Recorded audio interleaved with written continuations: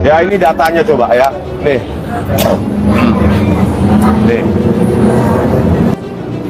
Jadi saudara-saudara, ya, deforestasi itu bukan hanya terjadi di zaman Joko Widodo atau Prabowo Subianto. Ya. Itu sudah dekade demi dekade, ya. Jadi jangan disalahkan Jokowi saja.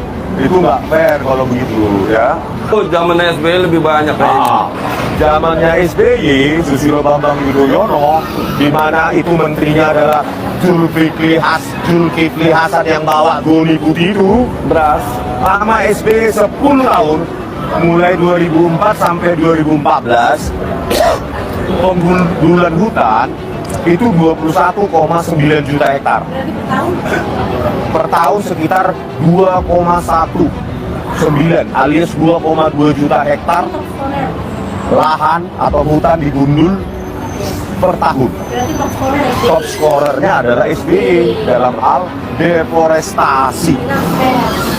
Nah, sementara 10 tahun pemerintahan Jokowi 2014 sampai 2024 hanya 1,48 juta hektar. Dibagi 10 yaitu 148.000 hektar per tahun. Kalau Soeharto 6,19 juta dibagi 32 tahun berapa ini? 200.000, sekitar 200.000 hektar per tahun. Masih di bawah Joko Widodo laju deforestasinya gitu loh. Jadi kelihatanlah dia pernah kuliah di Fakultas Kehutanan UGM. Betapa tiba-tiba perubahan sikap seseorang bisa terjadi ketika realitas hukum mulai mengetuk pintu. Dan tidak ada contoh yang lebih jelas daripada sosok Rismon. Sosok yang dulu begitu dominan bersuara, menggulung opini publik dengan narasi yang ia kemas seolah-olah dialah satu-satunya pembawa kebenaran. Sekarang, mendadak berubah menjadi figur yang lebih pendiam daripada kursi tunggu di depan ruang penyidik. Padahal tidak lama sebelumnya, ia adalah bintang di berbagai ruang diskusi maya. Saking aktifnya, terkadang orang bertanya-tanya, apa Rismon ini tidur atau tidak? Sebab siang malam ia muncul dengan energi penuh, membawa narasi kiri kanan yang terasa makin liar dari hari ke hari. Dari gesturnya, dari pemilihan katanya, dari cara ia menyapu opini publik, semuanya menunjukkan keyakinan yang seolah tak terbantahkan. Namun itulah masalahnya.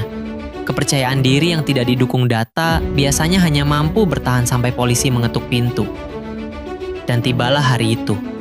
Ketika Polda Metro Jaya mengumumkan 8 nama yang resmi menjadi tersangka dalam kasus tuduhan ijazah palsu Jokowi, nama Rismon ikut berdiri di barisan. Pada titik itu, semua yang dulu ia sampaikan dengan lantang menjadi bumerang yang kembali ke dirinya sendiri. Hal yang paling lucu adalah bagaimana narasi Rismon secara perlahan mulai berbalik. Dari yang tadinya dengan meyakinkan menarasikan berbagai kejanggalan, mendadak ia mulai bicara lebih hati-hati.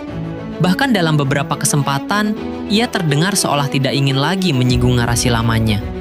Lebih menarik lagi, saat pernyataan-pernyataan resmi dari saksi dan teman angkatan Pak Jokowi semakin terang benderang, Rismon terlihat mundur beberapa langkah, seakan tidak lagi kuat berdiri di panggung opini yang ia bangun sendiri. Dan puncaknya, ia mulai mengakui bahwa Pak Jokowi memang lulusan Fakultas Kehutanan UGM. Sebuah pengakuan yang kalau keluar dari mulut orang lain mungkin terasa biasa saja. Tapi karena keluar dari sosok yang dulu meyakinkan publik sebaliknya, pengakuan itu justru terasa seperti tamparan yang memantul balik ke wajahnya sendiri. Sekarang, dengan status resmi menjadi tersangka, jalur karir Rismon di dunia narasi sudah mengalami perubahan permanen. Ia bukan lagi komentator liar yang bebas bicara tanpa beban.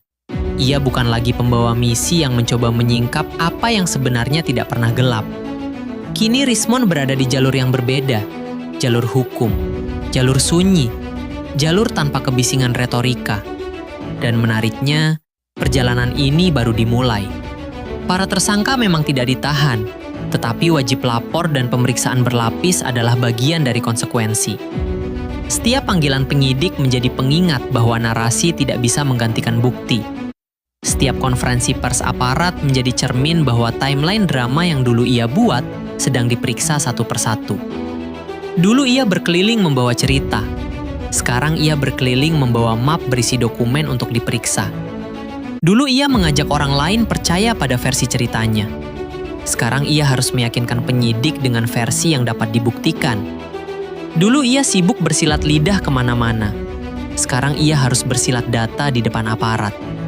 Makanya, kalau melihat bagaimana alurnya bergerak, argumen paling logis yang bisa kita sampaikan kepada Rismond adalah sederhana saja.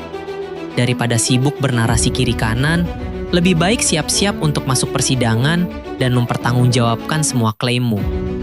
Karena berbeda dengan ruang komentar internet, ruang sidang tidak punya tombol hapus, tidak punya opsi edit, dan tidak ada fitur untuk memblokir pertanyaan sulit.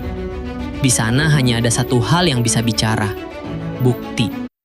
Dan itulah medan yang harus dihadapi Rismond sekarang, suka atau tidak.